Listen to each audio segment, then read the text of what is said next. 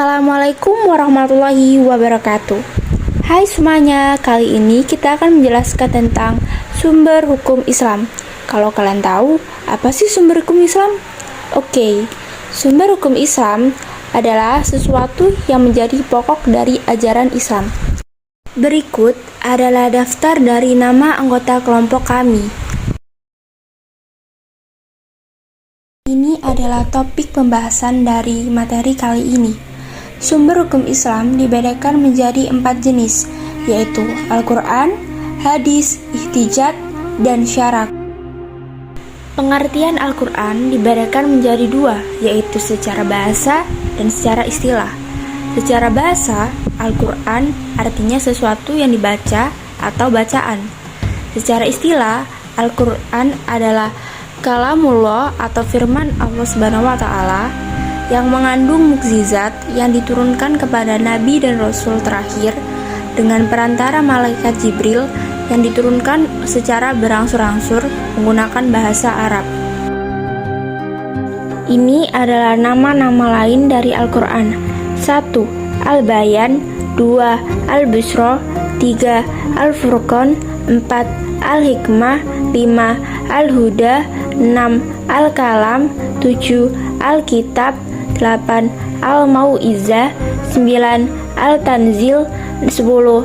An-Nur, 11. Ar-Rahman, 12. Ar-Ruh, 13. Asy-Syifa, 14. Az-Zikruh. Kedudukan Al-Quran sebagai sumber hukum Islam adalah yang tertinggi dari seluruh ajaran Islam. Al-Quran sebagai sumber utama dan pertama sehingga semua umat Islam menjadikan Al-Quran sebagai pedoman hidupnya. Berikut adalah hukum yang ada di Al-Quran. 1. Akidah atau keimanan. 2. Syariah atau ibadah. 3. Akhlak atau budi pekerti.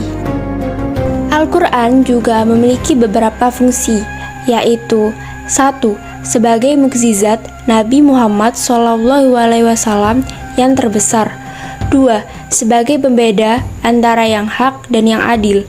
3. Sebagai pedoman pandangan hidup, sumber dari segala sumber hukum, baik ekonomi, sosial, budaya, politik, pendidikan, moral, dan sebagainya.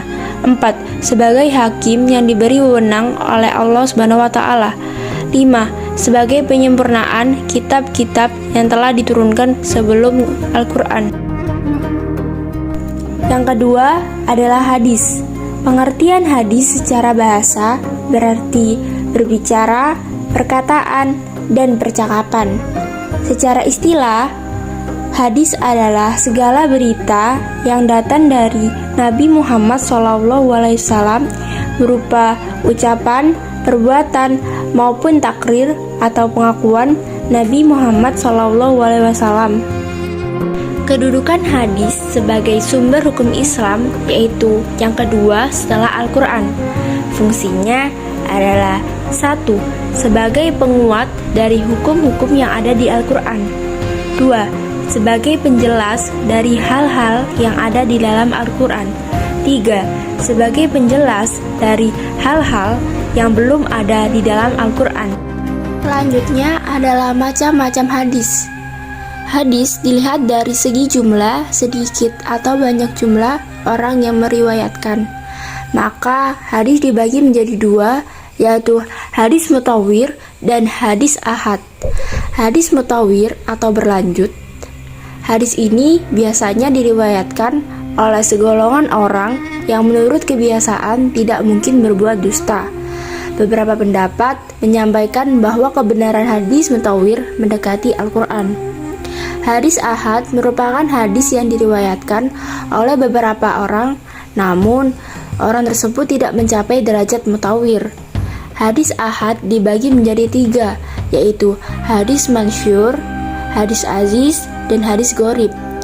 Dari segi periwayatan pula, hadis ahad dibagi menjadi 3 lagi, yaitu 1. Hadis sahih, 2. Hadis hasan, 3. Hadis dhaif. Ketiga adalah ijtihad.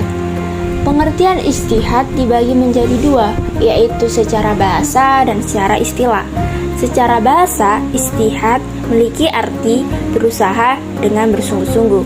Sedangkan secara istilah, ijtihad adalah menggerakkan tenaga dan pikiran dengan sungguh-sungguh untuk menyelidiki dan mengeluarkan hukum-hukum yang terkandung dalam Al-Quran. Untuk menjadi seseorang yang mujtahid, butuh beberapa syarat yang harus dipenuhi, yaitu 1. Memahami Al-Quran dan asbabun nuzulnya. 2. Memahami hadis dan asbabun nuzulnya. 3. Mempunyai pengetahuan yang mendalam tentang bahasa Arab. 4. Mengetahui asal-usul fikih. 5. Mengetahui tempat-tempat ijma. 6. Mengetahui maksud-maksud syariat. 7. Bersikap adil dan takwa. 8. Memahami masyarakat dan adat istiadatnya. Ijtihad memiliki kedudukan sebagai sumber hukum Islam yang ketiga setelah Al-Quran dan hadis. Fungsinya adalah untuk memutuskan atau menetapkan hukum sesuatu yang tidak ditentukan dalil hukumnya secara pasti di dalam Al-Quran dan hadis. Ijtihad memiliki beberapa bentuk, yaitu 1. Ijma' adalah kebetulan pendapat semua ahli pada suatu masa atau suatu masalah yang berkaitan dengan syariat. 2. Qiyas adalah menetapkan hukum atas suatu perbuatan yang belum ada ketentuannya berdasarkan sesuatu yang sudah ada ketentuannya hukum dengan memperhatikan kesamaan antara kedua hal tersebut. Ketiga, istisnan adalah mengecualikan hukum suatu masalah dari masalah-masalah sejenis yang lain serta menetapkan hukum yang lain bagi masalah itu dengan alasan yang kuat. 4. Maslahah mursalah adalah kebaikan yang tidak dikemukakan oleh syarat untuk mengerjakannya atau meninggalkannya.